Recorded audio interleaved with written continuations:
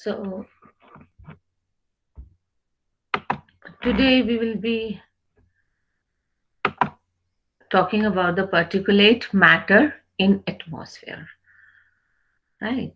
So, the figure on this first slide only shows the particulate matter, that is the fly ash particles and the filter materials, right? This is just a very fine image of these particles.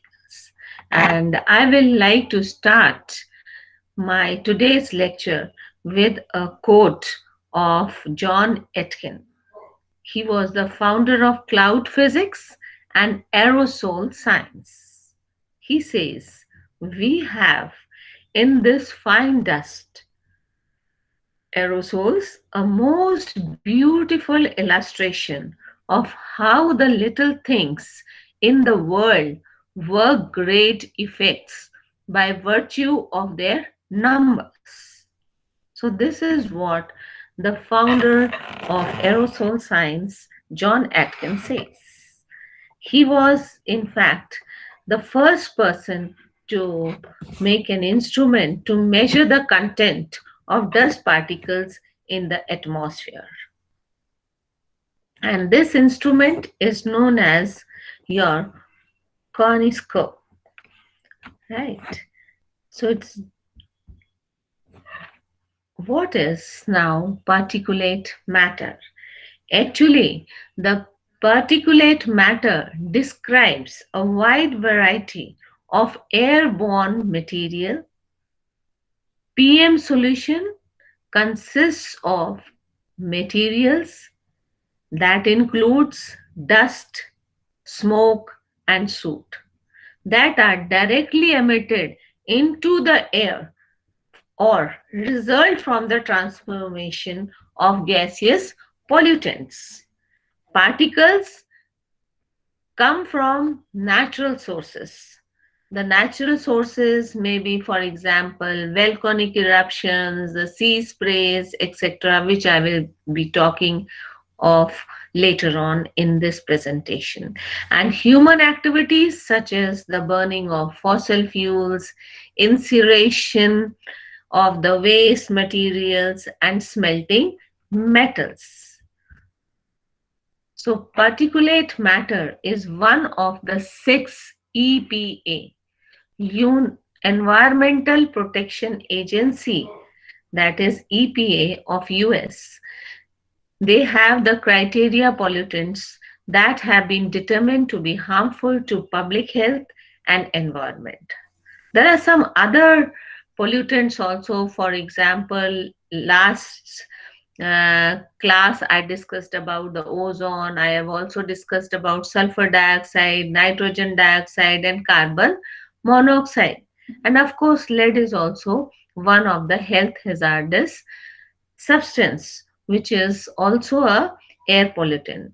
So EPA is required under the Clean Air Act to set national ambient air quality standards to protect public health from exposure to these pollutants. So, in this way, uh, even the different agencies are set. For example, in India, we have Central Pollution Control Board. This control board runs nationwide programs of ambient air quality monitoring known as the National Air Quality Monitoring Program, right? So the network consists of 621 operating stations over 262 cities or towns in 29 states and 5 union territories of the country. Under NAMP, four air pollutants, for example, the sulfur dioxide, oxides of nitrogen, suspended particulate matter, or respiratory suspended particulate matter, that is, we have the SPM and RSPM, that is PM10, which is, nowadays creating a havoc. We have a very poor air quality. In Delhi, we have it is above your air quality index has gone very high. It is above your 500. And Diwali is approaching, Dussehra has just gone.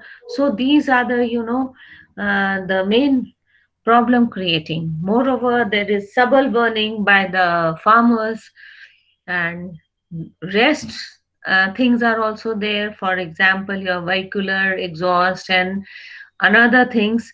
But these are the major problems which we are facing nowadays.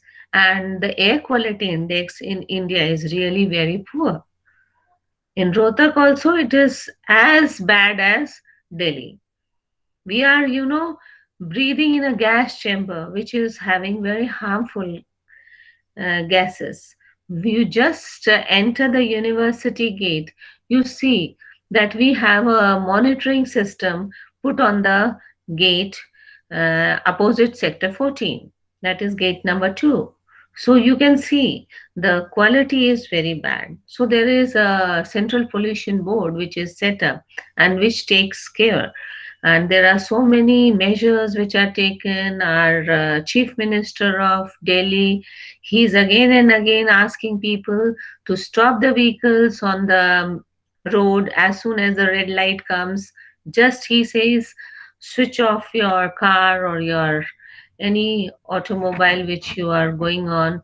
So this will also help in improving the air quality. So these are the different measures which everyone is trying from any corner, right? And there is a control on the stubble burning. There are so many other measures given to just how to use the stubble instead of burning it. So, these are the questions which are arising nowadays, and all are concerned. Every citizen has to think about it. Then only the air quality index will improve. In some countries like Canada, and the air quality index never goes beyond 50, right? And just imagine where we are landing. So this Diwali, I think so you all should take a decision not to use the firecrackers and all, right? So this is the office of the Central Pollution Control Board in New Delhi. And if we just come to the chemistry, how does this particulate matter originate? You all know the sources may emit particulate matter directly into the environment or emit precursors such as sulfur dioxide, nitrogen dioxide, and volatile organic compounds, which are transformed through atmospheric chemistry to form the particulate matter. In fact, I have done with all these. In short, I will be giving you again these points. Right? I have just told you the NO2, this reacts with ammonia, or SO2 reacts with ammonia to give us the particulate matter. And even the volatile organic compounds, which are known as VOCs, they form the particulate matter. Now let us come to the sources of PM. PM is the particulate matter. There are different sources, natural and your man-made. The natural sources, 800 to 2000 million tons each year is generated by these natural sources. The natural sources are volcanic eruption, blowing of dust and soil by wind, then spraying of salt and other solid particles by sea and ocean. So this is volcanic eruption, this is the salt sea sprays. And even the spores and pollens from vegetation, they are the natural sources.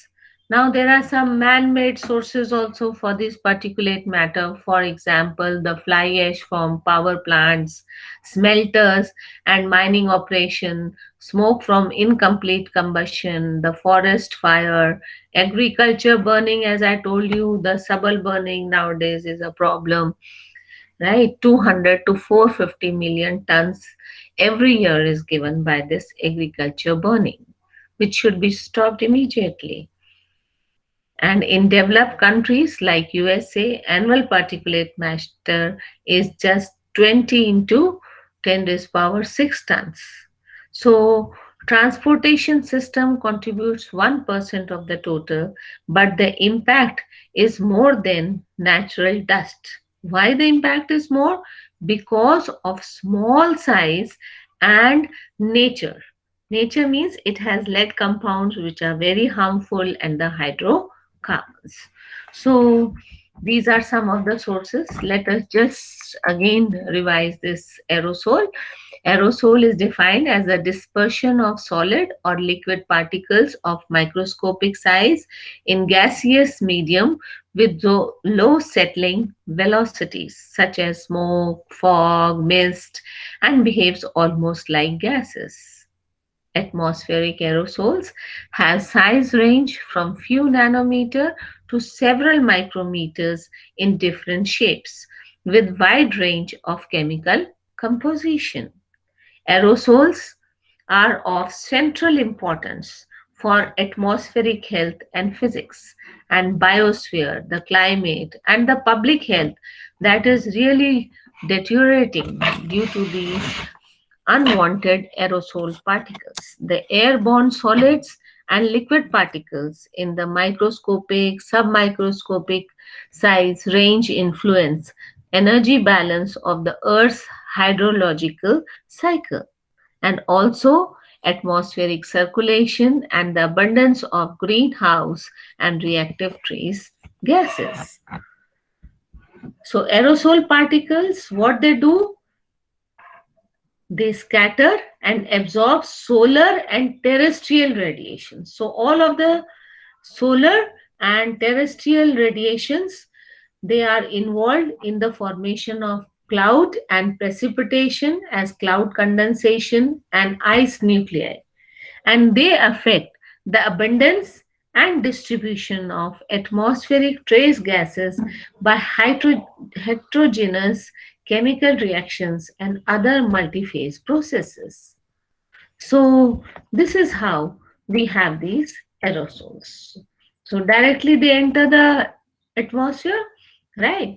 And if you come to the sizes of these solid and liquid particles suspended in air, we see that generally the size of 100 microns, ranging 10 to the power 4, their lifetime in troposphere is from days to weeks. In stratosphere, it remains for a year. Then we have the primary aerosols, which are emitted directly into the air. The secondary aerosols are also there, where gas to particle conversion, and then the composition of sulfate, ammonium, nitrate, sodium trace metals, carbonaceous material, the crustal, the water carbonaceous material, right? So we have the elemental that is emitted directly into the air. For example, your diesel suit or your any exhaust fuel, right? So this is how this soot comes from the different vehicles and this is emitted directly into the air. Then we have organic directly by sources, for example, combustion and plant leaf, condensation of low volatile organic gases. We have fine and coarse, both type of this. Diameter is 2.5 micron. 2.5 micron is of sulfate, ammonium, organic carbon, elemental carbon, nuclei mode that is generally from 0.005 to zero point zero 0.01 micron. Then condensation vapors, you have accumulation mode, and then you have some coagulation of these that is having the range zero point 0.1 to 2.5 micron. So generally the fine particulate matter, they have dimensions uh, less than 2.5 micron. That is, these particles are less than 2.5 in diameter. And generally, we have the accumulated mode that is zero point 0.5 to 2.5 micron. We even have the coarse particulate matter that is diameter is greater than 2.5 micron. That is from natural dust, deserts, we have mechanical processes, crustal materials, biogenic, that is the pollen, and the plant fragments, where the dimensions are little great. Then we have the aerosols which come from a variety of sources and reside in the atmosphere for weeks.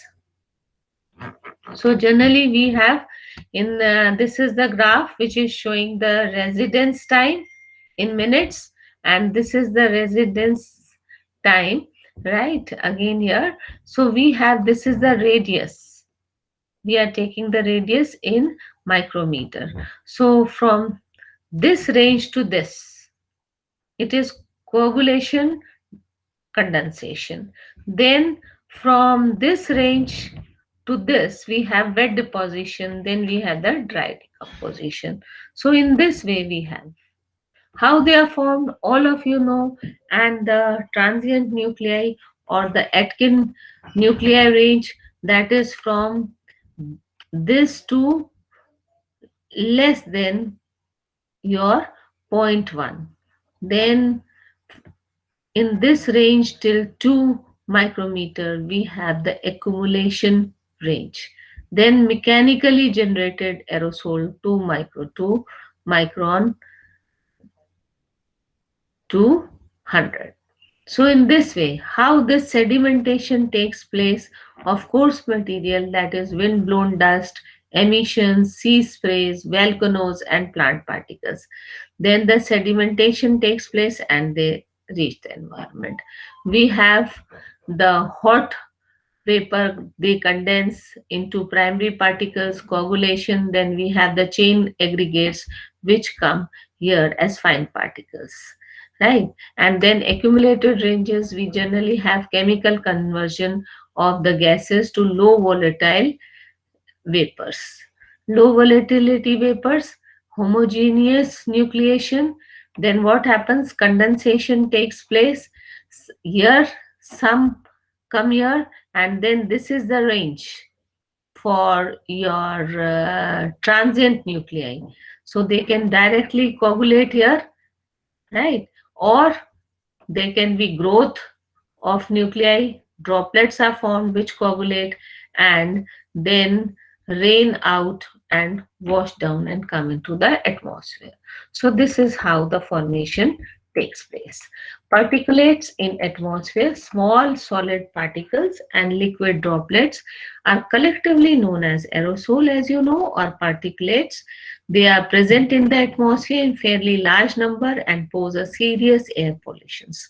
About the sizes I have given you, lifetime depends upon the settling rate, size, density of particles and flow of air. So this I just gave you just now. The number of particles in the atmosphere vary from several hundred per centimeter cube in clean air to more than 100,000 per centimeter cube in highly populated air.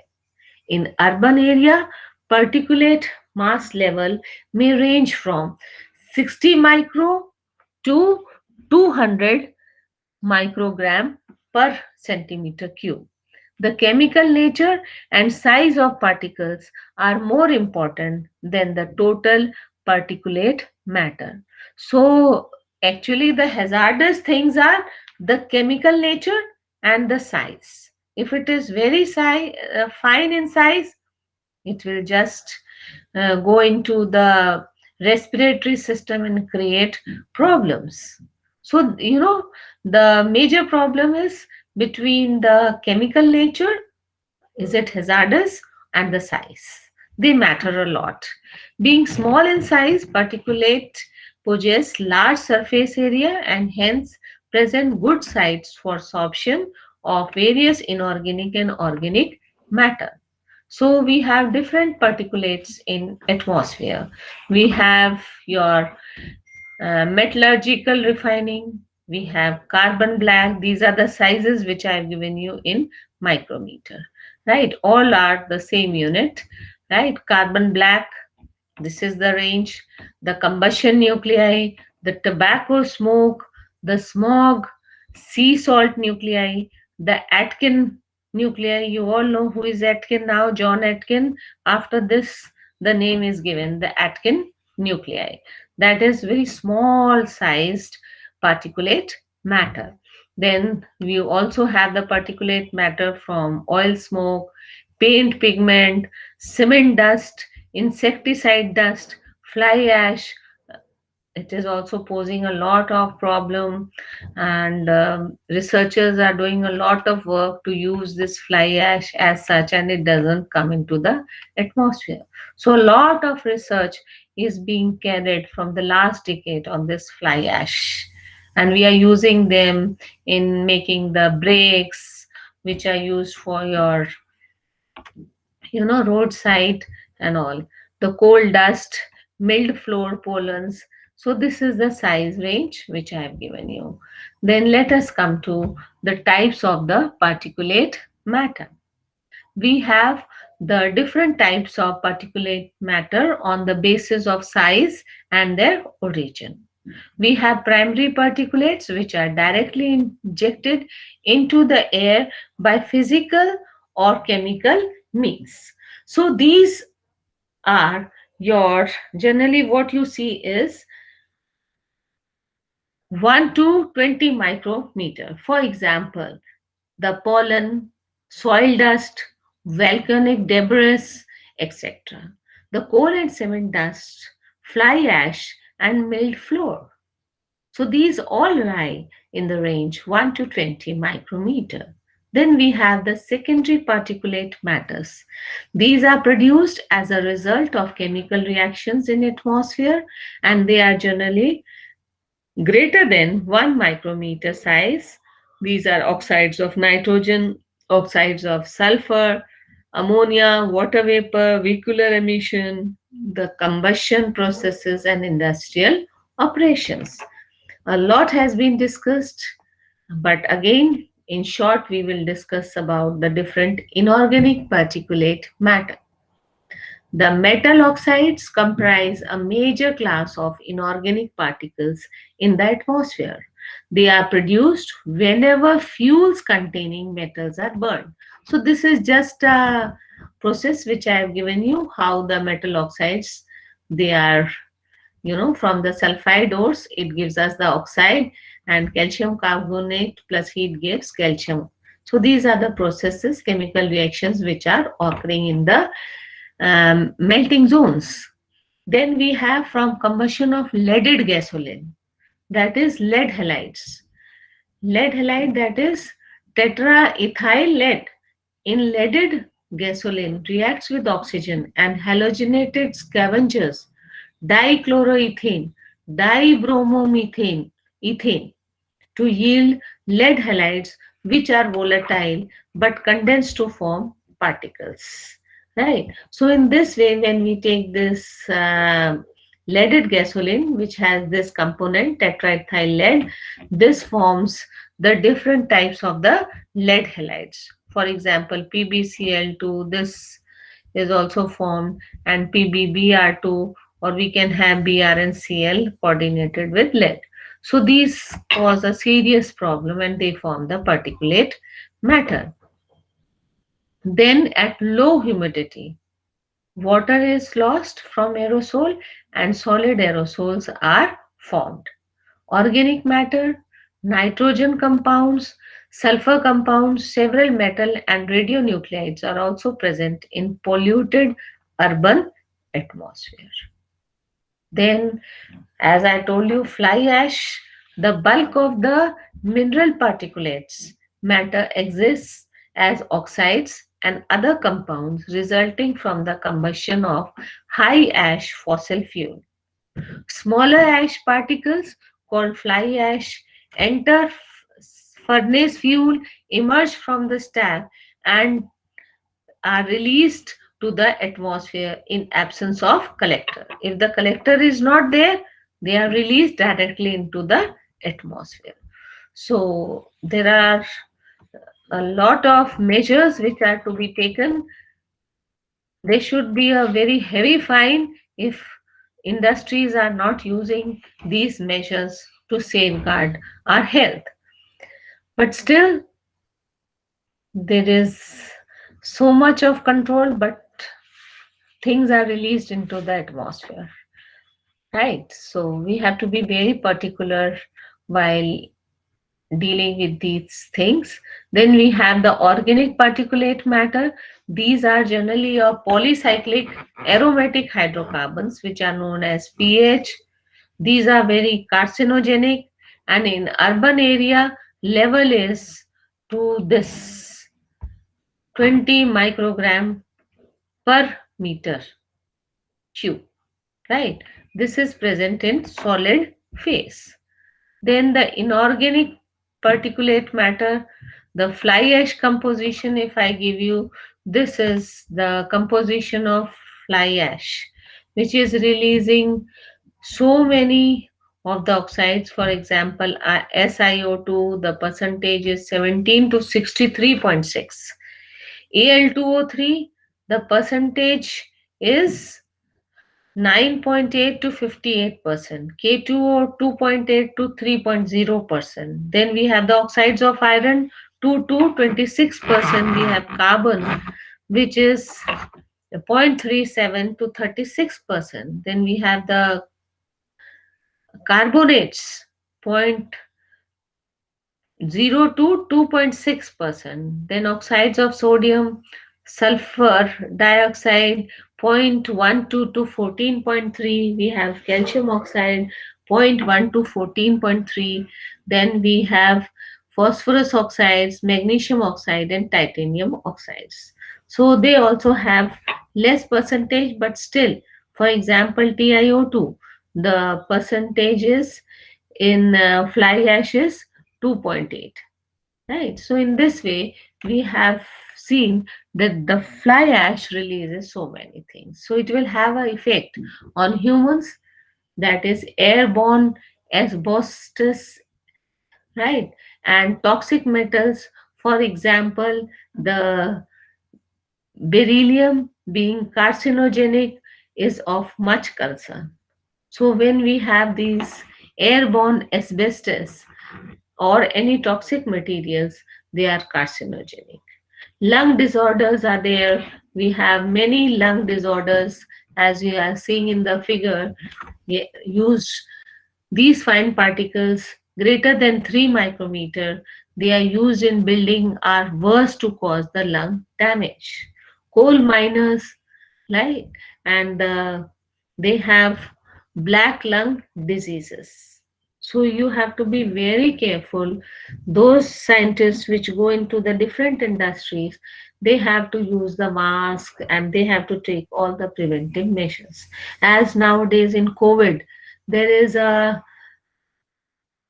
condition that you should wear mask, but the public is moving without mask.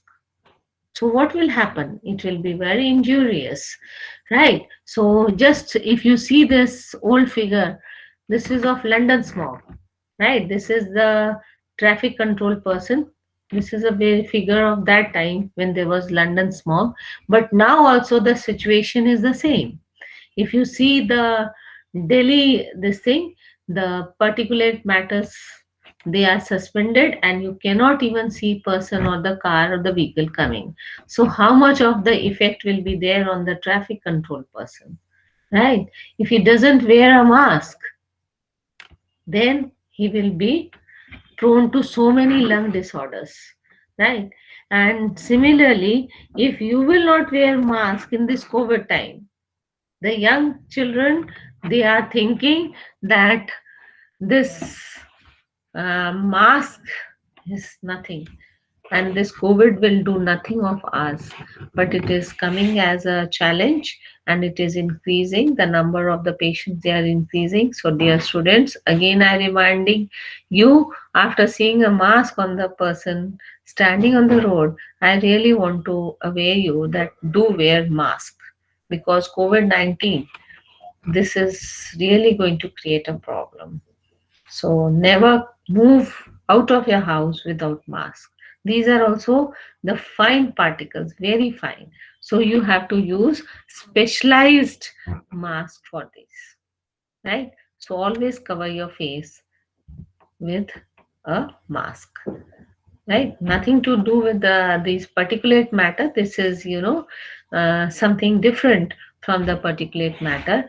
But particulate matter, this is going to add to the worsening of the situation in COVID-19, right? Which is really have started approaching, and after Diwali, after stubble burning, there is going to be a nuisance in the environment, right? So be careful, dear students, take care of your health. Once your heart problem, your lung problem start, you are really ill. So it's not that I'm frightening you, but I'm awareing you that do wear the mask. Okay, then we proceed further. Then the asbestos worker, they have pulmonary fibrosis that is due to these fine particles. Even the materials, they are affected. The dust, fumes, and the mist are harmful on a variety of materials depending on the nature. In Bhopal disaster, the soil within 16-kilometer area was coated with thick dust of MIC. You all know what is MIC? Methyl isocyanate, affecting its fertility even up to 10 years. I think so. You all have heard about the Bhopal disaster, right? So, accelerate corrosion of metals, the buildings are damaged, the paints are damaging, right? And if you come to the mechanism of aerosol formation, that is also a part of your syllabus. As I was taking up the oxides of nitrogen, I have dealt with all these reactions, how the oxides, they form what? NO, right? Which is reacting with water and coming as HNO3. And if we take SO3, which is a oxide of sulfur, this reacts with water and we have SO H2SO4. So we have nitric acid and we have sulfuric acid. So the nitric acid reacts with ammonia and gives us ammonium nitrate aerosol, and this reacts, sulfuric acid reacts with NaCl to give us NaSO4 plus HCl. So in this way we have the different droplets. Also sulfuric acid reacts with CO to form calcium sulfate and water droplets, right? So aerosol mist arise from these reactions. When I was teaching this, I even dealt simultaneously with the formation of aerosol. So these are your ammonium nitrate is aerosol, and these are also your sulfate aerosols. So this is how you have the formation of your aerosols. So this is the end, and thank you very much for the patient hearing.